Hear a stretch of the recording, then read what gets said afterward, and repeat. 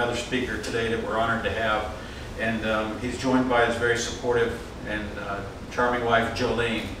But I'd like to introduce Raymond White Jr., former Army EOD tech, who is going to share some stories from his various deployments and how he has been able to deal with his invisible wounds.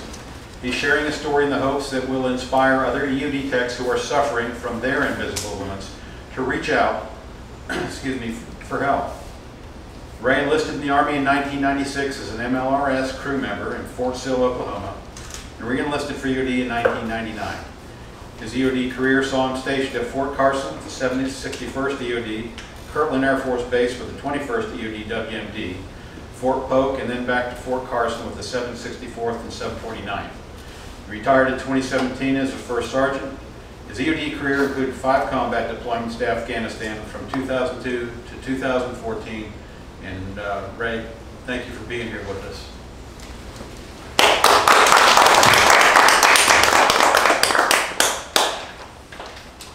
Well, I guess the reason I'm here is to put a face to an issue. Tell my story. My audience is the warrior that is silently suffering, the leader of that great warrior, his loved ones, his support group. And so I want to say during my time, I lost 20 personal friends during the war. And unfortunately, that has been surpassed by the number of friends who have taken their own life. And it's an issue, and it's an issue higher percentage-wise in EOD for reasons, who knows, but we're trying to figure that out. I've got some ideas, but so I want to start with one of my stories. So I had the 20 EOD techs that were killed, but this is the story of Jerome Brown, who was a sergeant in the Army. I think it's my 4th deployment. And you know, we were at a little fire base, Terra Nova. I was trying forever to think of that, and I just thought of it today, the name. And so, you know, there's only about 100 people at this fire base, and so at that time we were supporting conventional Army, and so we go to chow with them, and we know them, and you know, they were our security patrol and all that. And Sergeant Brown, I was a platoon sergeant that deployment, and I would rotate with teams and run for them and give them a break. And so the day before, we had an IED call out in this area, and Sergeant Brown took our team out there in the vehicle, show us where it was, and he's showing these pictures. He was leaving in about a month, and he had twin girls, you know, and he's so proud. He was leaving in weeks, and he just couldn't wait to go meet his kids. And it's a first-time father, and so we go, or it was actually one of my teams, and they ran the incident. Well, the very next day, we got a call to the same area, and so we're going out, and when we're getting close, we hear boom.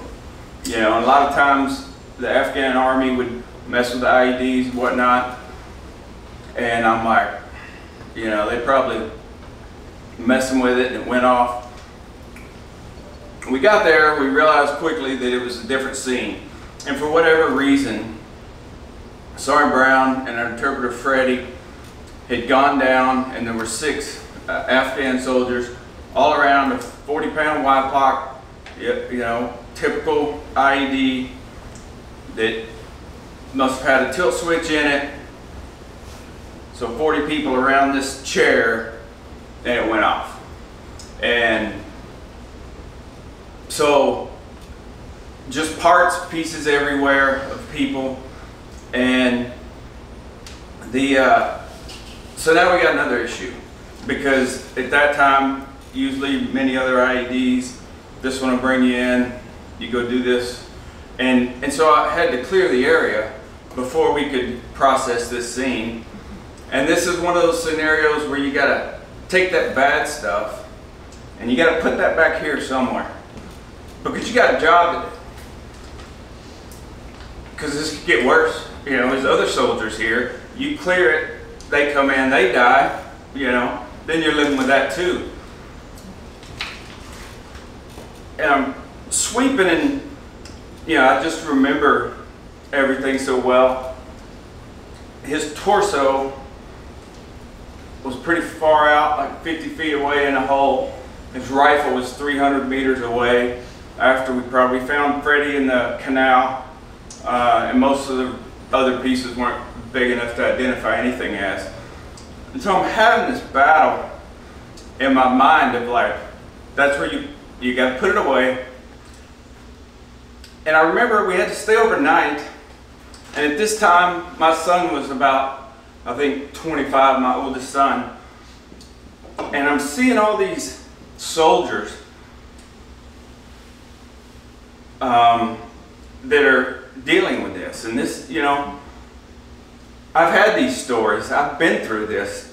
I did that in 2002. This was like 2012. And I just see it again. And I'm looking at all those kids. They're warriors, they're soldiers, but they're freaking kids. And I wished I could just give them all a hug and say, hey, it'll be all right. But I knew it wouldn't be all right. I've been there, I've done that. And I'm looking and thinking, rest of their lives, if this is all they see, they're going to have the rest of their lives. And I think about Jerome and his little girls who would never meet their dad, and his wife who's a single mom at that point, a widow, and just the wrongness of it. And trying to square that. We finally get back to our fire base the next day, and I told my guys, like, if this doesn't affect you for the rest of your life, you're a psychopath. This will have to be dealt with. This doesn't go away just like if you get that compound fracture. If you don't go to a doctor and get it set and fix it, then it'll never be the same. And then I went to my room, my cot behind my whoopee door, and I just sobbed.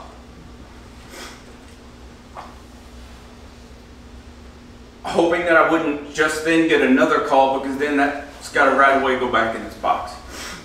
And I don't think ever before or since, unless they made me do it in school, for whatever reason I wrote a poem about it, trying to process this one thing. Because I think prior to this, I didn't let it in as much when I was out there. And but it's like a pressure cooker. It's eventually going to blow. You got to do something with it somehow. I'd like to try to read this poem.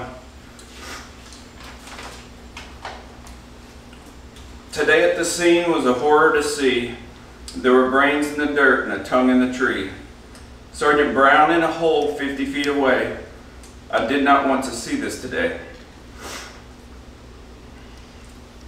The bomb so strong took away all his features. This horrible war took away his whole future. A week ago he just had twins. His death will destroy his family and friends. And this is just one of the 8 that died. In the dirt they lay there by his side. The linguist we pulled from the canal. The smell of the dead, it truly is foul. I sit in my tent and reflect on the day and ask myself, is there no other way? Is the cost too great? I make invocation, is there no other way to protect our great nation? When I get home, I'll be mean to my wife.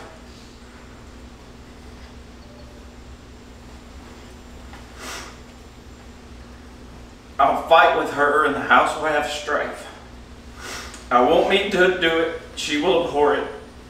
It's hard to adjust and I'll hate myself for it.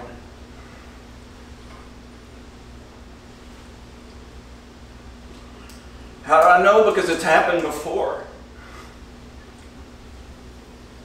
You can't leave behind the effects of the war. The families they suffer, don't you doubt it. Most back home just don't think about it. Holidays, birthdays, anniversaries too. I can just call and say I miss you.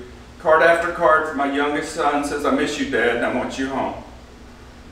We'll make it through like we have every time. We don't give up, we're just not that kind. I took an oath and I made a vow.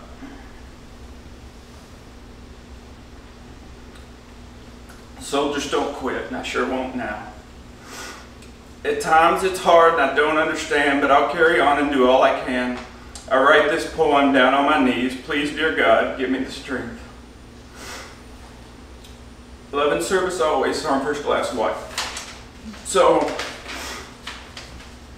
that's one story from one day.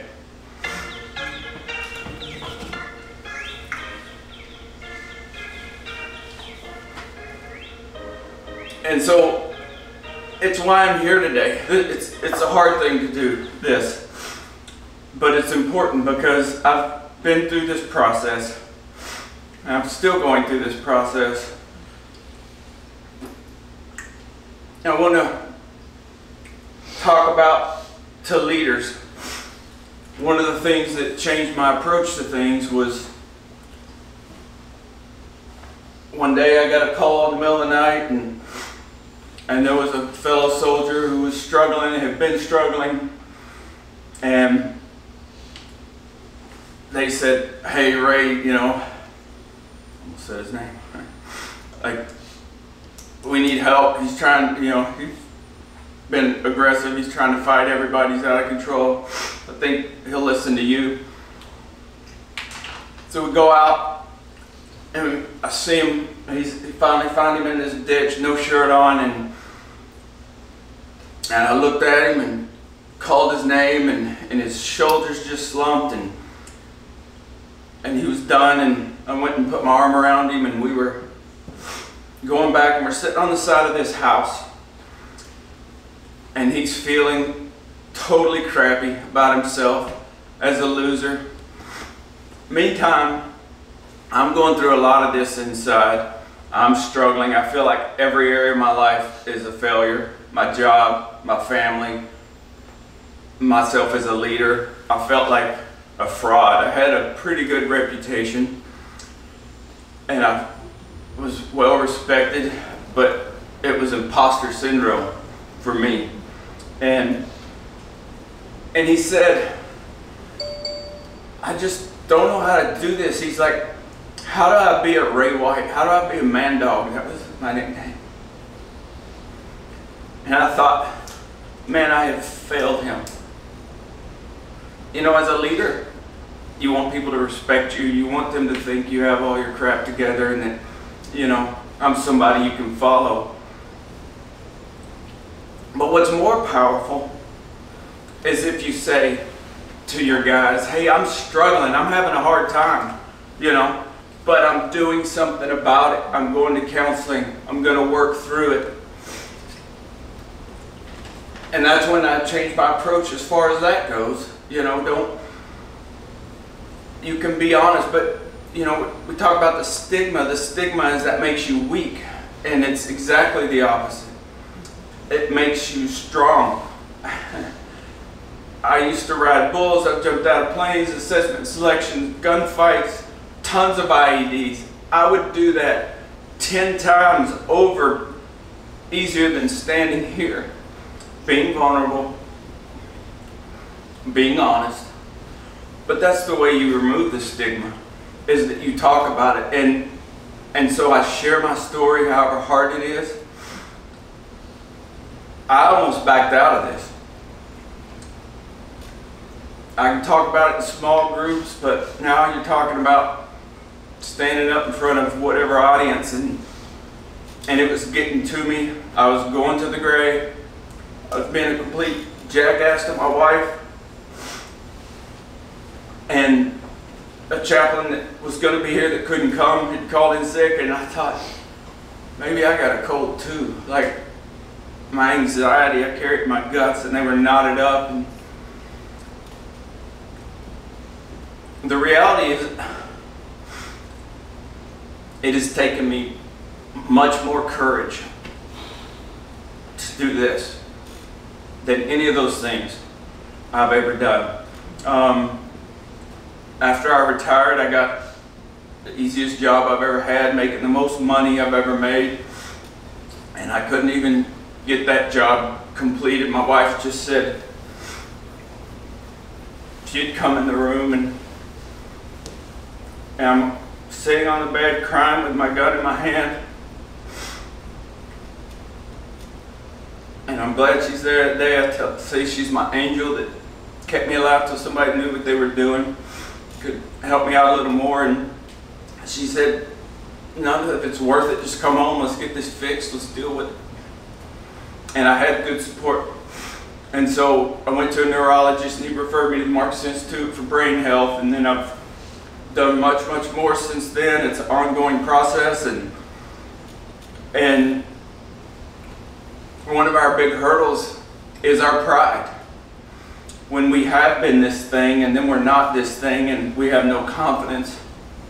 I have pretty significant traumatic brain injury, and I didn't understand what was going on with me. And I mean, I just felt like a burden on society that had no more value in life. And I wasn't telling people about it. I wasn't talking about it. I was still trying to keep that facade going, but I couldn't go out in public to a basketball game. And the only thing I could call success was that I didn't do it that day. You know, totally miserable, had no hope in sight. But that's one thing I want to encourage whoever's in that place. Talking about coming here, I felt like a failure again. Every time I go back to that place and I get knocked down, it's frustrating. And I think, why am I not ever going to get this? And I'm embarrassed about it and ashamed. But then I'm trying to learn to also be proud of myself when I win, when I show up. I'm here today. And that's a win. Good. And it's when you quit's when you lose. When you cash it in, I mean, look at this foundation, all the amazing people that are doing so much. But pride will hold you back from that. If you don't swallow your pride and say, I'm willing to do anything. If I could fix it, I wouldn't be here. And I need help. And that's what I would ask everybody to do. Is to just do that. And you don't have to go around. There's something else I want to mention. When I was in the military, I was already getting my counseling towards the end when I was going to get out. And I was doing the EMDR. The guy's like, write down your worst 5 traumatic. I'm like, just 5? Okay. I'll pick one. You know. And I was going through that process, but I taught, and it helped a lot. And I asked the guy, I said, hey, I want to talk to you about something because it's an issue I have and I don't want to have it, but if I'm being honest, I do have it. And it was the fact that a lot of EOD techs, they don't want to talk to civilian counselors or what do they know about what I've been through, you know? Well, the doctor doesn't have to break his leg to know how to fix your leg, you know?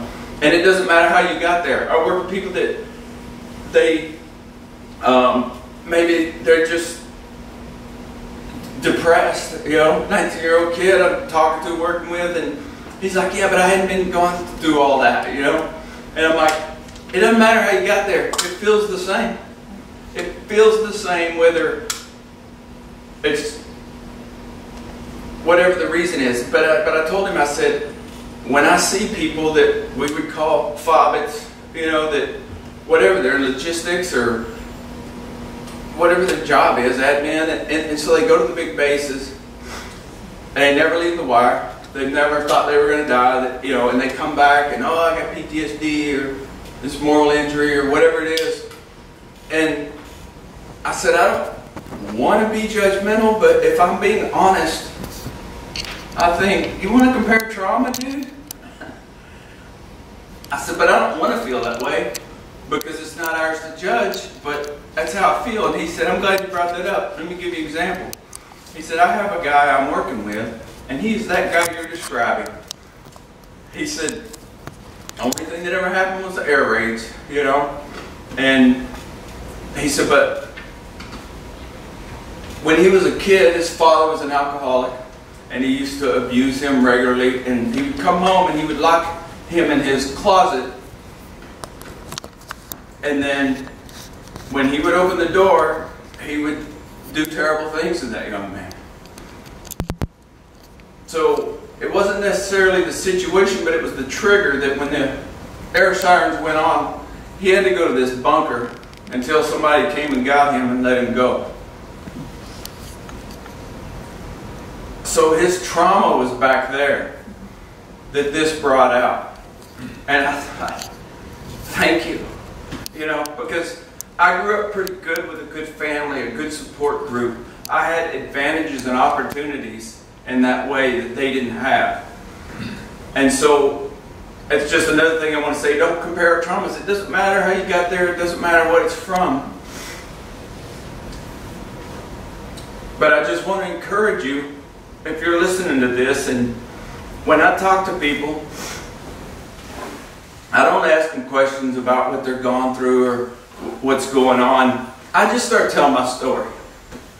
I'll give them an example of this is how I felt, and then here I'm crying, and what's going on with me, and lost my, you know, all this, because I know they're going, yep, yep.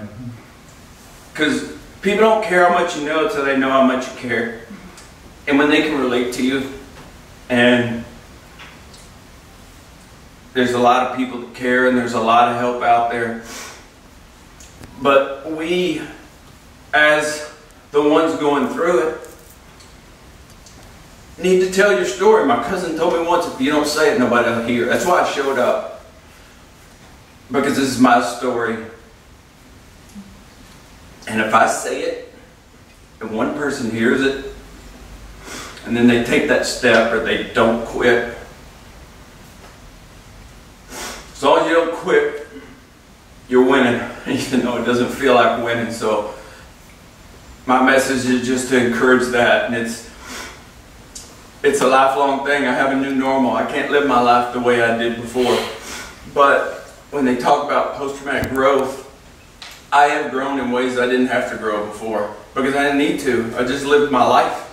I didn't have to have coping strategies. I didn't have to know how to read my body so well. I didn't have to have a routine that included good sleep hygiene, all these things. But there is hope, and it can be done. And I'm alive and grateful, and I just want to encourage anybody that's going through that to not to give up, reach out, share your story, tell somebody. If you don't say it, they won't hear it. Thank you.